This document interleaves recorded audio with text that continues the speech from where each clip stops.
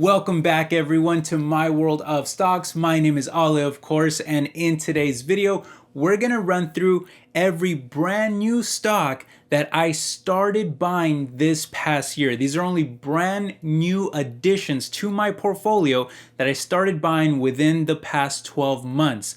And there happens to be 10 of them, so we're gonna run through each one of them. I'll show you the dates that I started to buy each one. I'll give you a quick reason why I own these stocks, and I'll even show you what percent I'm either up or down on each position so far. Now, a couple quick things to note though before we start. You should know that I have of course been buying other stocks too, like Google or Amazon, but those are already existing large positions that I held already, and so they won't be covered in today's video. Today is only focused on brand new additions to the portfolio, brand new stocks that I started buying within the past 12 months, within the past year. And because of that, some of these stocks may actually seem a bit riskier than normal, but that's because my larger, safer positions in companies like Microsoft and others, those are stocks that I've been investing in for many years, so they won't be covered in today's video. Today is focused on smaller positions that I recently started buying over the past year. Another quick thing to note is that it may seem like I'm up a lot on some of these stocks. It doesn't mean that I'm an amazing stock picker or some kind of fortune teller. I'm a regular investor just like all of you. I happen to be up a lot on some of these stocks because my investing strategy is to buy much heavier when stocks are going through dips, crashes, or when they're in heavy decline. That's when I do the majority of my buying, and then I like to ride those stocks up on recovery. So sometimes I end up a lot when the broader stock market is going through a big recovery like it is right now. In recent months, the market has been on fire. So by chance, I happen to be up a lot on some of these stocks, but I'm actually down on a few of these too. So again, I will show you how much I'm up or down on some of these stocks, but either way, I just hope that you enjoy the video. It's going to be a ton of fun. I can't wait to share these stocks with all of you. So I hope you're all excited for this, but let's not waste any more time. We've got 10 stocks to run through. I'm going to have to go very fast here. We'll do a rapid fire style so we can get through all of them within a short video. But with all that said, let's go ahead and just jump straight into the list. All right, now starting here, we're gonna go in chronological order. So we're gonna date this back to 12 months prior to today.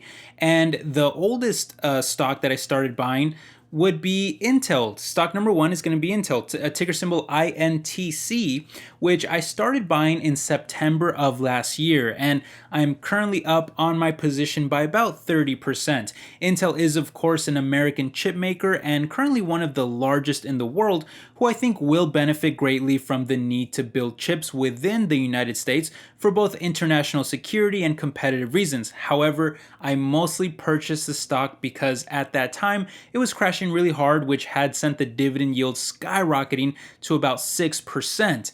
But since then, Intel did decide to cut their dividend by more than half, and I'm just no longer as interested in it as I once was. So I'm really just kind of holding the remainder of my position for now. I do still think that they'll have long-term success, and the stock has, bounced up since I purchased it, but it's just not as attractive anymore without that huge dividend, at least to me personally. So I'm not buying anymore at this time. Moving on to stock number two, though, I also started buying SoFi, ticker symbol SOFI, in that month of September as well, which I'm currently doing very well on, up over 80% on my position. And I've been buying this one for their disruptive technology platform in finance, where they basically handle all of your needs in one very smooth, very easy to use application. Whether it's for loans or investing or banking, it's all handled right there, and they've really been doing a great job of stealing customers away from the big banks. Last quarter, for example, saw phenomenal growth in their members and loan volumes, despite all the recent fear of banks collapsing, which is largely thanks to their better products and features. I mean, you can get a 4.5% yield, which is 10 times the national average, without even having to pay an account fee on SoFi. The stock itself has already ran up a lot this year, nearly doubling in size. So I really slowed down my buying a lot, but long term, I am still very bullish on this one, and it's one of my favorite spec stocks for the future. There was actually a third stock that I started buying in September too, though, and that was another fintech in Upstart Holdings, ticker symbol UPST. And this one too has been a very strong performer for me. It was actually super volatile at times, So who knows if I don't end up being down on it in the future again. But at the current moment, I am up by over 150% on it. So it's been very good. And this is an AI powered lending company that uses AI to process hundreds and thousands of more credit grading variables than legacy models in order to get more loans in people's hands at much better rates, while also lowering the risk of delinquency for lenders. These are very valuable and useful propositions in the world of lending, and after seeing the stock crash by a mind-blowing amount after the pandemic, I decided to jump in. The company is struggling with profitability right now because of the weak macroeconomy, and thus I do treat it as a smaller spec stock in my portfolio, but I'm still very happy to own it long term, and I'm really curious to see how big they can get many years from now or even decades into the future if all goes well with their business. Although I wouldn't be surprised if I end up being down on it at some point in the future. For stock number 4 though, I actually started buying a huge dividend payer in the retail space, specifically pharmaceutical retail, with Walgreens Boots Alliance, ticker symbol WBA, who I started buying in October of last year, and I'm currently down on this position by about 6%, which is usually the case, by the way, with stocks that I'm down on. Is anytime I'm down more than 10%, I tend to double down on that position if I still like it and try to get my losses down to a single digit while I wait for it to rebound. And by the way, there has actually been times where I was up on my Walgreens position, but overall it's been pretty volatile and it continues to trade at one of the lowest prices in the past decade. So I've been having a hard time staying in the green on this one. I'm usually just kind of chasing it down to the bottom and still waiting for that rebound if it ever even comes, which I will say that there is considerable risk from not just the retail apocalypse from online shopping and everything else that's been really hurting Walgreens retail business for years, but also the fact that we are moving past the pandemic where demand for the pepperoni V-shot is plummeting, and thus there's even less foot traffic in their stores for that treatment. Long term though, I am still a bit more optimistic than most because I really like the recent diversification efforts into healthcare and combining their stores with clinics, but overall, I think it's going to remain a very volatile ride for some time. Probably the biggest reason why I stay invested though is for the mouth-watering dividend that has now risen to the highest level I've ever seen at well over 6.5%. But again, there's risk that it could ultimately be cut, just like what happened to Intel, if they don't manage to turn the business around. So I'm trying to stay as cautious as possible with this one, but I'll admit I have been chasing it down. Coming in at stock number 5 though is actually another big dividend payer, and that's going to be in the medical device giant Medtronic, ticker symbol MDT, which I started buying in November, and I'm currently just slightly up on my position by around 5%. The great thing about this world leader of medical devices though is that they pay a really nice dividend. So even though the stock is in the gutter right now, the dividend yield has risen to the highest level that I've ever seen in it, which I get to collect every quarter. And with a growth history of close to 5 decades, it's likely to stick around well into the future too. So I'll continue to add shares of this one while I can still get it for this cheap. I really like Medtronic stock. It's one of my favorites to be buying at this time.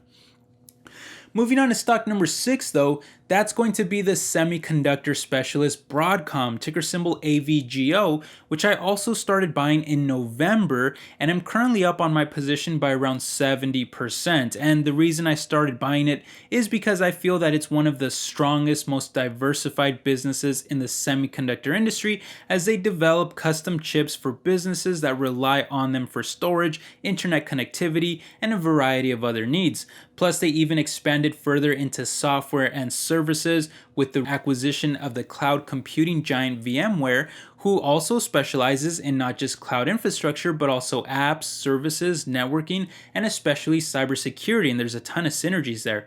Unfortunately for me though, the stock has already skyrocketed to an all-time high, so I paused my buying a little while back, but even here, it still has a really solid dividend with a double-digit growth history, over a 23% growth rate, and a decent payout ratio, below 50%. The yield is a little low at today's prices, but because I bought the stock so low myself, my personal yield is actually much higher at close to 4%. So I'm happy to keep collecting it every quarter. Moving on to stock number 7 though, I started buying some shares of NIO, ticker symbol NIO, which I actually used to own a position in a couple years back, but after I had sold it, I saw the stock crashing once again, so I decided to jump back in at the end of 2022, which I'm now up on my position by around 40% after this year's recovery. And I own this one as mostly a Chinese version of something similar to Tesla. That's the biggest reason.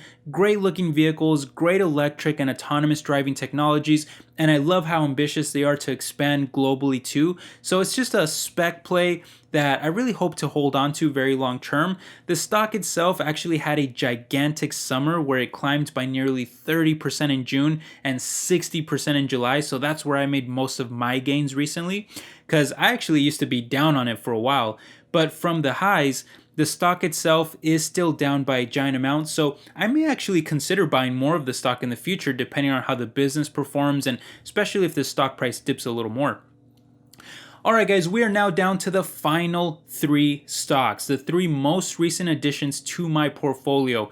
And coming in at stock number 8 is going to be the 5th largest bank in America in US Bancorp, ticker symbol USB, which I purchased around March of this year and am currently up around 20% on my position. This one I picked up right after the collapse of Silicon Valley Bank when all the bank stocks were crashing. I felt like I had to pick up a bank stock, had to take advantage of all the crashing. And since then, USB has seen a very nice recovery from that bottom.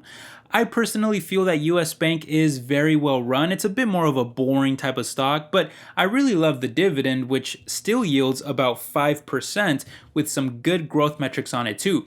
I may be buying more in the future, but for now, I've been adding other dividend stocks like Medtronic and Verizon more heavily that are still down a lot more. Coming in at stock number 9 though, that's going to be the legacy American automaker General Motors, ticker symbol GM, which I started buying just this month, and I'm currently down almost 10% already. So I can guarantee you that I'll be buying more of this one in the coming weeks and months, especially if it falls into the double digits of a decline and I still like the business.